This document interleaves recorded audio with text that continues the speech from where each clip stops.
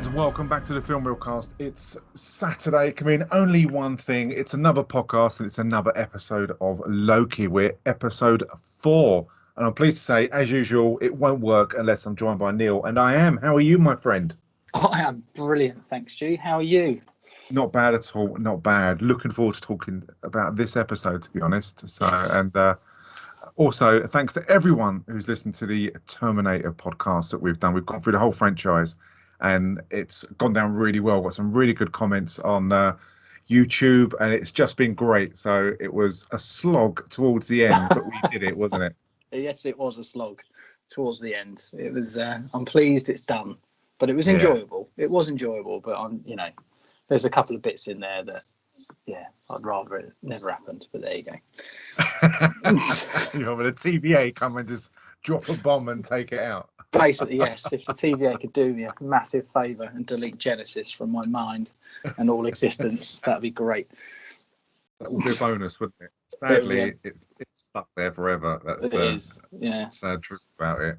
But yeah, Loki. I mean, last week when we spoke about it, it was a padded out, slow episode, which is a bit disappointing. And I forgot it was on Wednesday, and someone said on Friday.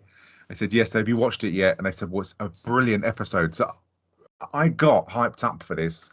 Kind of, the bar was raised somewhat of my expectations. Yeah. And that kind of, I suffered, I think. So what were your thoughts? Did you think it would go in the direction it did? Or what did you kind of expect? Or what did you get out of this episode? What did you want? Well, I was hoping it was going to be better than the last one. And it is better than the last one, but our predictions have come true, which I'm not surprised about, apart from, other than the fact that you thought he might be under Sylvie's mind control. But it was obviously disappointing how they got out of the situation, but also it's got a twist to it, so I'm a little bit excited as well, to be honest. So it's left me on a cliffhanger, this one. So it's Marvel good. have done what they usually do when they're at their best. They kind of put you in a certain state where you're like, okay, I know where this is going, and bang, and they get you hooked, and you think, right, I need to know. And it's good, and it's interesting because this one obviously it starts of the TVA and going to get and it's Renslayer going to get who we learn is Sylvie. And they show Asgard, which is lovely, and and you kind of think, oh my god, this is just so fucking tragic that you've got Sylvie as a little girl just playing with her boats and it's just quite happy in Asgard. The TVA come along and just take her away and start processing her.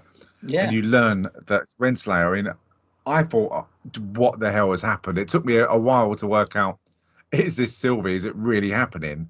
But I mean, I just didn't know what was going on. I thought, wow, this is great. This is what I want. Yeah, definitely. Exactly the same. It's because you just don't understand at all, do you, at the start? Why on earth are they just picking this girl out of Asgard just to take her to the TVA to be obviously destroyed or purged, as they say, don't they? Yeah. Or pruned or whatever it is. Pruned, yeah. Yeah. So it's just like very dark all of a sudden. So it's good. Yeah, and I think that kind of answers a lot of questions. As in when I had that conversation last week when they were on the train, that why it was all one way with the Q&A sessions, because taken at such a young age, she didn't have a lot of life experience or memories with her dad, did she, or her mum? So no, she can remember bits, but she can't remember all of it because obviously she was so young. Yeah, and it's good that they. Because I just thought, I kind of did message you and said, have you seen Loki? I don't understand. What was it that they kind of took her from? And I think that the quote, when it's about being taken by the parents, let me have a look at this. So it says the sacred timeline is an unnatural state of the universe. The line of reality bends towards chaos, and every so often the timeline will rebel, producing variants of its own accord. Once these variants get old enough to register on the TVA database, they're removed. So I took that without even knowing, or without Sylvie even knowing with regards to what she is, what she can do, to the state of the timeline, the sacred timeline, that the TVA went and took her, which is brutal, isn't it, for someone to just be taken and not know why? No, definitely, and that obviously happens a lot, and it's interesting, isn't it? I guess because obviously Tom Hiddleston's Loki was there by chance. Yeah. In a sense, he was a lot older. So was Sylvie, going to be more powerful and more troublesome than I guess she was. Hence why they took her so young to be pruned. So yeah, and it'll be interesting to see why the TVA. They clearly don't care about people's lives, only like the sacred flow of the timeline. Yeah, and that kind of makes me really interested into who's behind looking after the sacred timeline, and the call out we did, which we'll go into later on when we come to meet the timekeepers. There was a lot of big reveals, but they weren't big shocks at all, were they?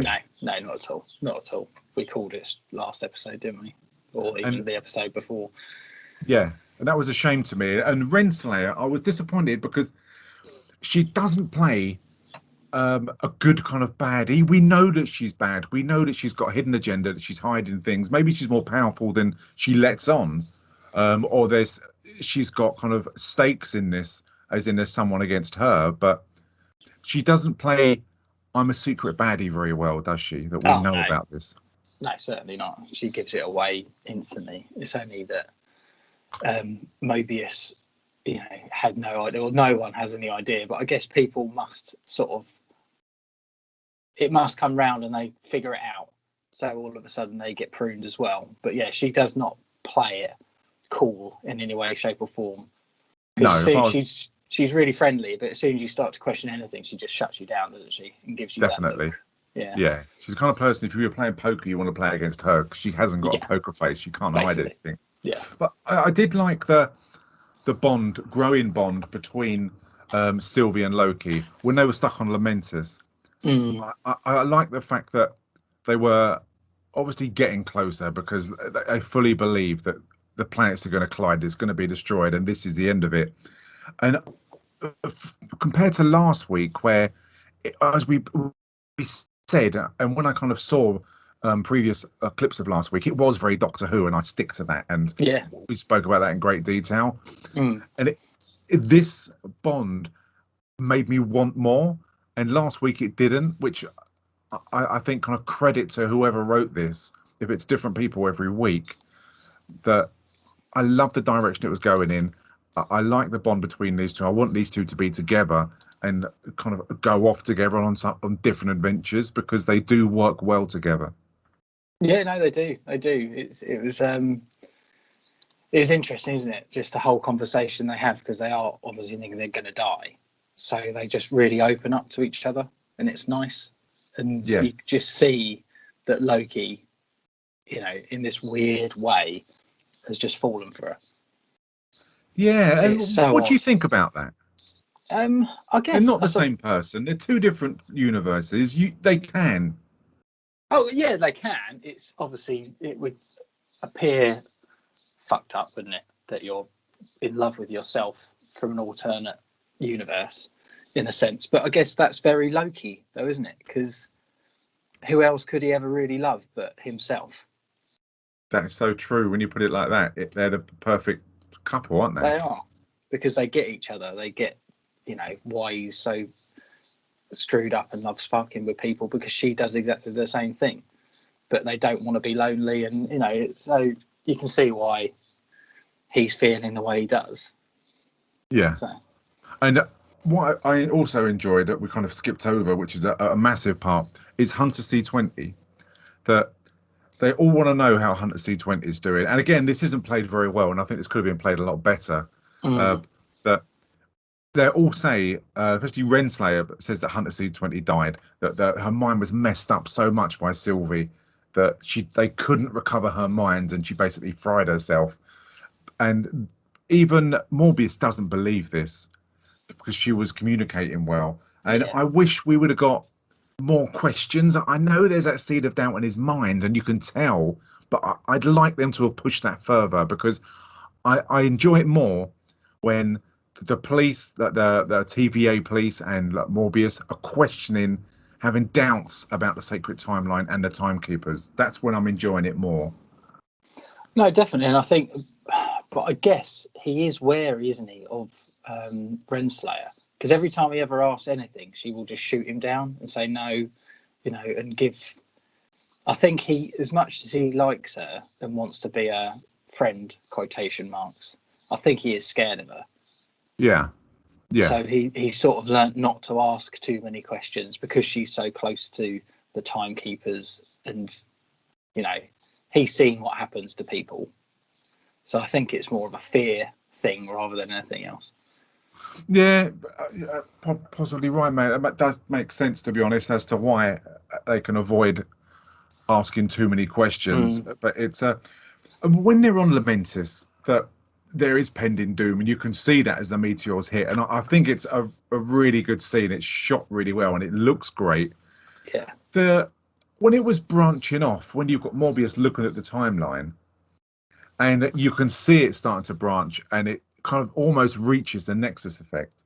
That how did they know that they were on Lamentis? Was it because that planet was doomed, and they know that they hide in kind of timelines that are doomed where people are wiped out, or was it that she leaves such a footprint on the timeline that they were looking for that footprint? What was your point, and how did you kind of interpret that? Well, I think they can see them, the splits, can't they? Because they obviously go off and then blow them up, so they obviously know where they are to be able to travel to them. How they knew exactly where they were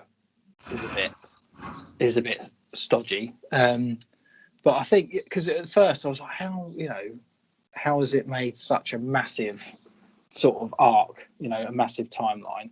But then I watched it again. I think it's because the fact that they hold each other and they have these feelings.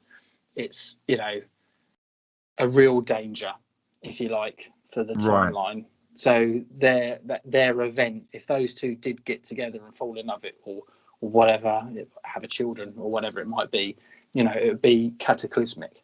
So that's why it sort of arced so much. Right. So it's more what they were capable of doing should they hook up together. Yeah, I think so. Right. No, I just couldn't work it out. I didn't know how they were going to work it, but that does make sense. If they were obviously both together and they do hook up, then their children would be fucked up as well. But it would. Yeah, I don't think it would be a good thing for the whole universe, would it? Not really. A family of Lokis and their kids are running around, being mischievous. Yeah, no, definitely not. But I think that's how because we said before, we hope the TVA don't just find them and all this sort of stuff. And I was a little bit disappointed. But then when I watched it again and sort of looked into it, and it's when it really starts shooting up, when they're, holding each other's arms and sort of looking into each other's eyes, and you can tell that there's feelings growing. It's almost like there's this real sort of danger. The TVA or the timekeepers really don't want them getting together. Yes. So that's how I took it. No, I'd go with that. I'd quite happily go with that.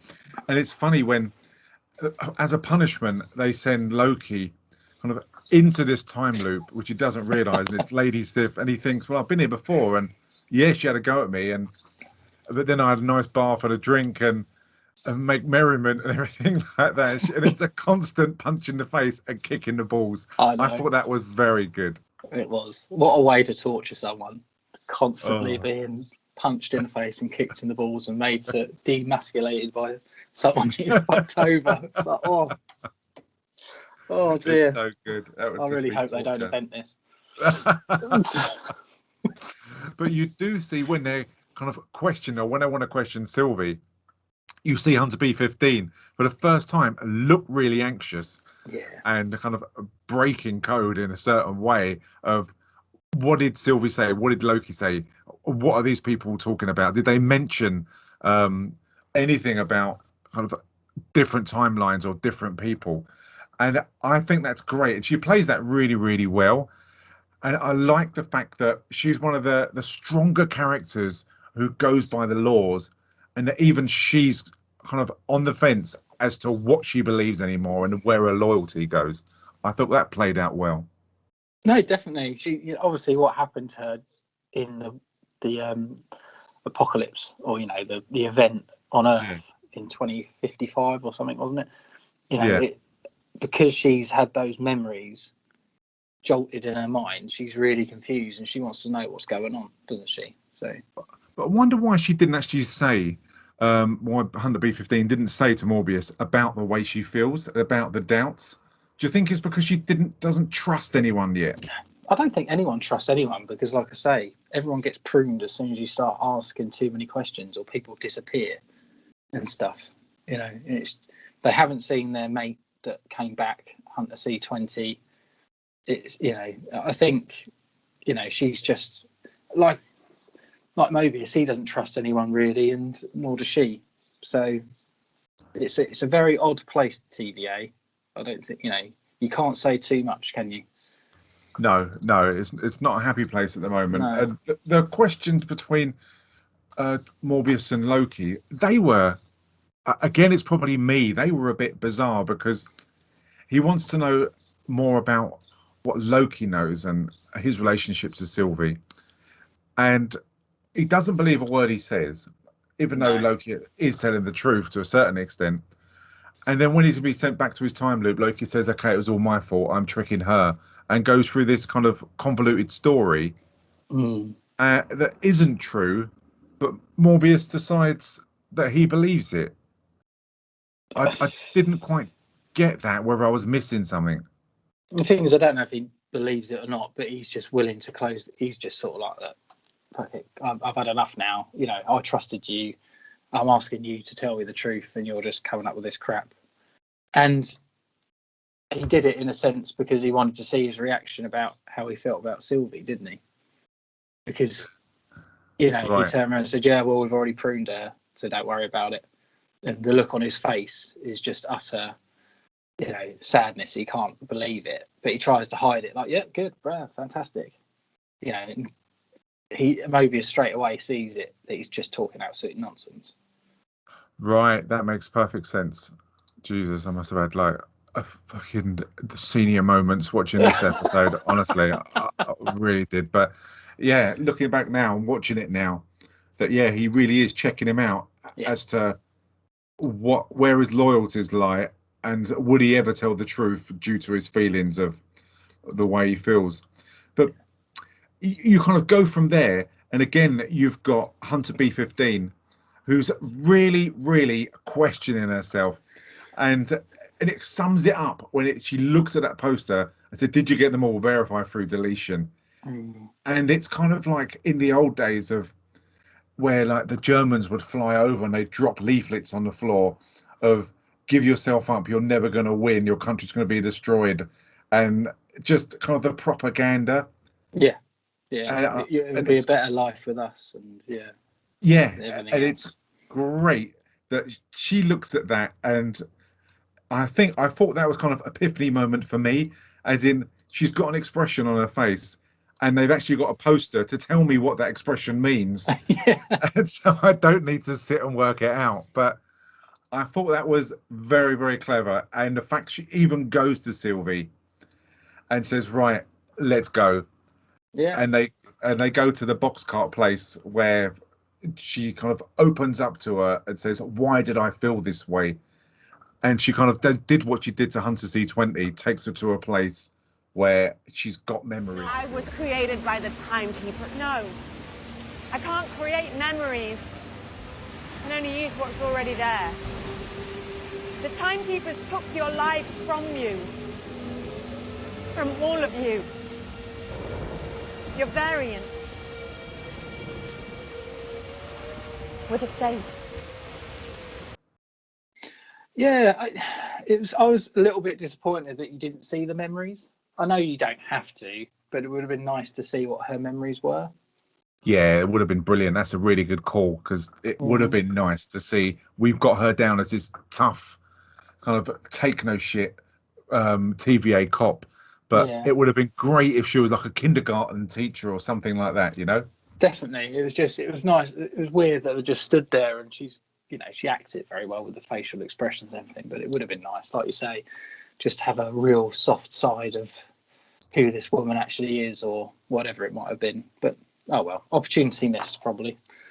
Yeah, and we may get kind of payoff for that later, but as you say, I very much doubt it. But you do get kind of some, well, I wouldn't say bad acting, but it's a really easy scene where Wilson goes to see Renslayer, Morbius, and he takes the phone or takes her tempad while he's bigging her up her ego, and then he goes to the library and actually sees Hunter C20 being questioned. You're not hearing me. I was there. This was real what I saw. This is a place that I've been. This wasn't the TVA. This was a memory. I lived down there. I went to that bar. I had friends. I had a whole life on the sacred timeline. Calm down. I'm a variant. And again, because this was, for us, it was quite predictable. We knew this was going to happen. There wasn't much payoff for this, was there? No, because it was during the interrogation, wasn't it? Before he sent Loki back in to have his nuts tenderized. That he obviously says that they're all variants, doesn't he? And yes, that's so that's where he's really started to have this seed of doubt, because obviously he has this memory of jet skis, doesn't he? So the jet ski thing from the first episode starts playing back into it, which is nice, sort of full circle event. But yeah, I completely agree with you with the scene. It was it was very easy, wasn't it? It was. She even turned around to the camera. I mean, it's good, the questioning, and I'd like to have seen more of the questioning from Renslayer towards Hunter C20, but it was like, yeah, we knew this would happen, so yeah, that's fine. Yeah, but it's that full story, isn't it? We knew that she wasn't dead because we would have seen that happen. So we knew that she was hiding it, and it just shows the characters, doesn't it, that she's fine, and unfortunately she probably has been pruned because she knows too much, which has probably happened before, I would imagine. I doubt this is the first time it's happened. No, you're completely right what you said earlier. If you ask too many questions, if you show an unhealthy interest in something where you shouldn't be, it appears that the easiest way of doing it is just wiping you out from existence. But what did surprise me was when Morbius got pruned, and I didn't expect that to happen. Did you? No, not at all. I really didn't. I was like, blimey, because obviously he opens up, doesn't he? Because during the conversation between him and Renslayer, she said, "Oh, where would you go if anywhere?" And he sort of, he says the bullshit line of, "Oh, I'd love to. I like it here. I like what I do." But now he's sort of figured it out with Loki that the timeline isn't exactly what they say it is, and they're actually all not. They're all variants. And he says about the fact he'd love to be on a jet ski and stuff. Yeah. And he starts opening up to her, and as soon as he does, he gets pruned. And I was shocked. I have to say, I was shocked that happened. Yeah, I was, and I know he's not dead. I knew he wasn't dead. No. But I was not expecting him to be taken out the series, and I'm glad they did it the way they did. I wouldn't want him to fight. He's not a fighter. He's never been one. No, I completely agree. Yeah, and it showed the snarty snidiness of Renslayer as well, doesn't it? That she's got a relationship with this guy. She clearly likes him because of the reaction when it happens. But nothing is more important to her than this sacred timeline. Yeah, definitely. And you could see that was playing out. And I was so pleased. And in a way, I kind of chuckled that they do take Sylvie and Loki to meet the Timekeepers. Yeah. And when you get there, they're all sitting there and they look very grand. They look really sinister, sitting on their thrones, the three of them. And this scene, what was your thoughts on all of this scene, the way it all played out? The first thing I thought is I couldn't really understand a fecking word any of them were saying because their voices are so sort of garbled. So I put subs on. Yeah, definitely. I had to listen to it 3 times. But what was that? Yeah. So, but it was quite convenient, I think, is what I would call it. This scene, it was fun, But we called it though, didn't we? We called it. We did call it. Yeah, and it's funny. I'm so pleased that you couldn't understand a word they were saying. I'm really pleased you said that, because I thought it's me just getting old. Because when they speak, I can't understand them, and it's just, I don't know what everyone else thinks. I don't know. It was so odd, especially the last guy on the right hand side. He was the one I really couldn't understand. It was just so. It's like listening to a fish or something trying to talk. It was fucking ridiculous. Crap, wasn't it? But you do get Hunter B-15. She gets taken out and goes so easy. Oh my god, it's like watching the European Football Championships and someone gets tackled, that someone touches her and she's gone. Yeah. It's dearie me, I was so disappointed, because she's a fighter. She's proved that, and that was a huge letdown and very convenient to the story. But even the fight in this, for me, just wasn't very well choreographed. It was just too Doctor Who.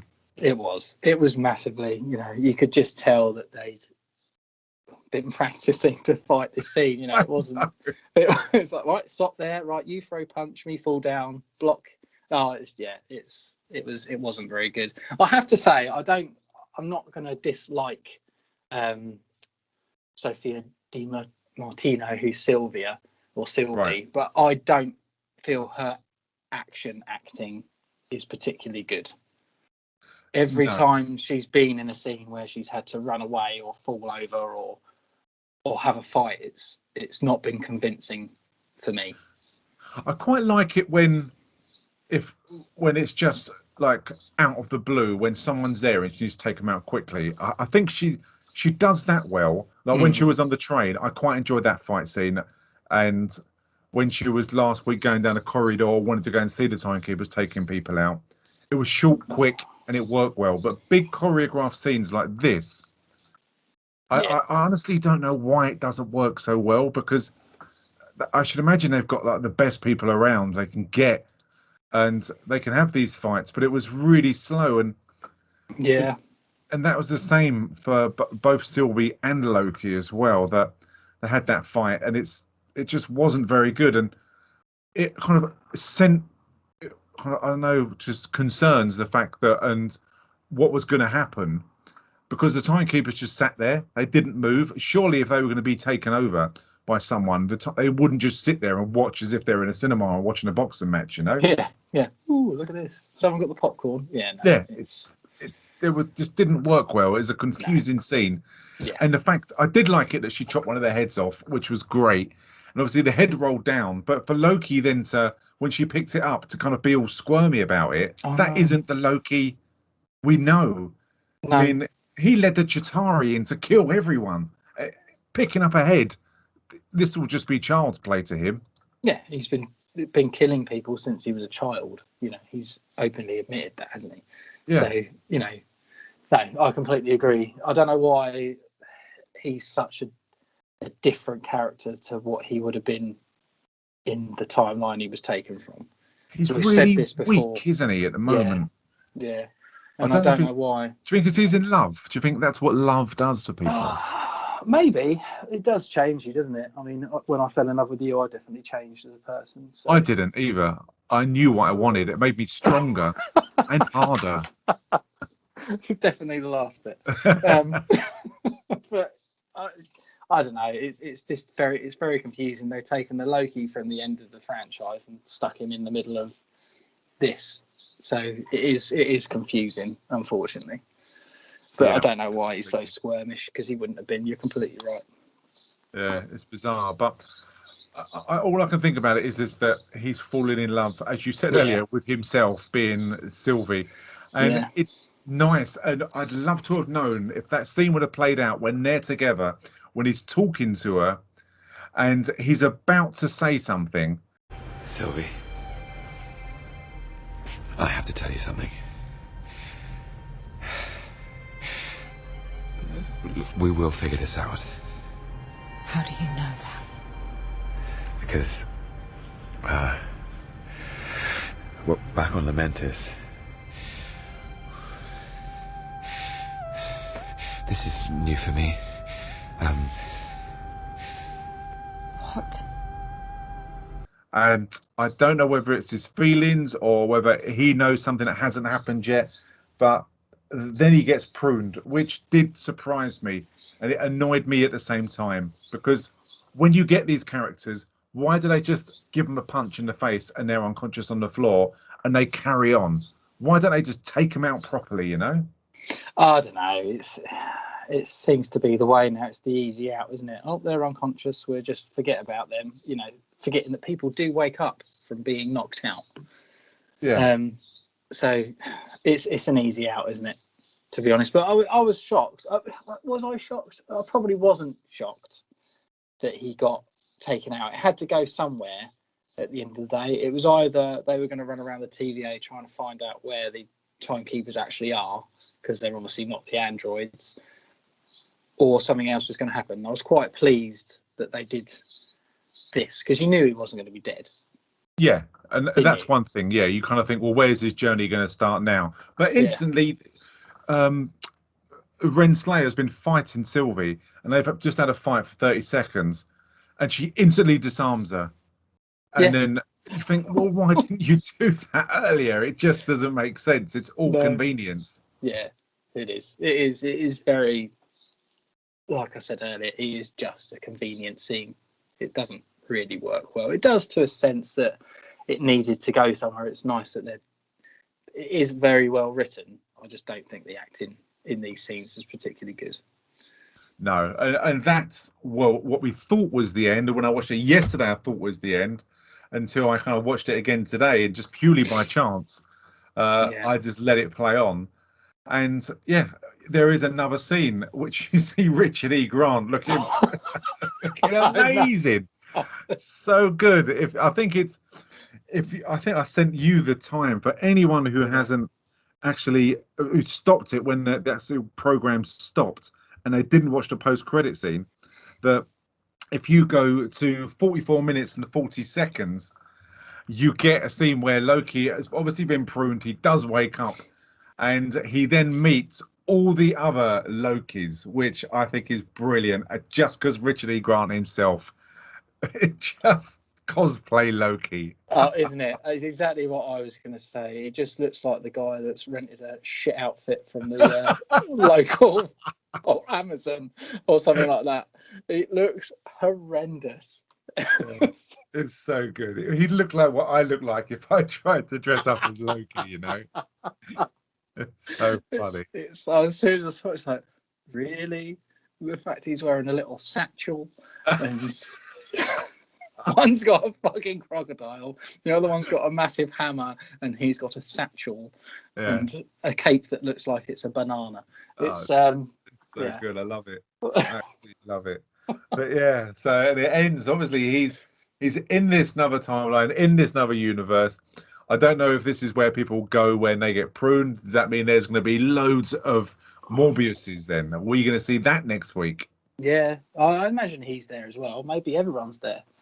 I don't know. Maybe it's just a place for demigods or the bad creatures or something, considering he's greeted by 3 random Lokis. But why were they there at all? It's all very odd. So yeah, be interesting to find out. Yeah, what do you think? What's your? I know it's hard to call because they didn't even. You know when 2 episodes ago, where we were in a boxcar place and they had all of those timeline bombs dropped. Yeah, there's been no payoff from that at all, has there? No, I think the payoff for that was that she had such an event that it sort of sent off loads of different timelines, if you see what I mean. So everyone had to get out of the TVA to close those down, which meant it was easy for her to infiltrate. Alrighty. That's how I took that. I might be completely wrong, because I wondered it, and then I sort of watched it back and I thought perhaps that was why she did that. But what's going to happen next? I honestly don't know, because they say to him, don't they? Because he says, "Oh, am I dead? Or is this hell?" And he obviously he knows what hell looks like anyway, which doesn't make any sense. But they said, "Well, you will be unless you come with us," sort of thing. So there's obviously danger there, but we don't know what it is yet. Now I've got no clue which way they're going to go. Are they No. going to go? I hope they concentrate, and I want to see more Richard E. Grant. I want to see all these different. I got Lizard, Loki, all of them. I want to see more of that, and I want to see if there's different Morbius and what kinds there are. I think they could have definitely. so much fun. So I'm looking forward to it. They could. I just hope there's more people like Richard E. Grant dressing, trying to be Loki but looking like Banana Man. Yeah,